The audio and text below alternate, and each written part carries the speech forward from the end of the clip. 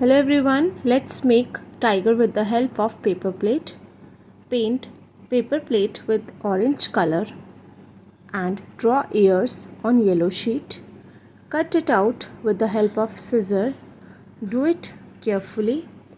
Now paste them with the help of Fevicol and use extra paint to cover ears. Now paste googly eyes and draw nose, mouth, and don't forget to draw whiskers. And let's draw tiger strips with the help of black marker and use Fevicol paint to cover tiger strips and apply black paint on ears also to give real effect. Let's make a dog. Take a white paper plate, cut a brown patch for eyes and paste googly eyes.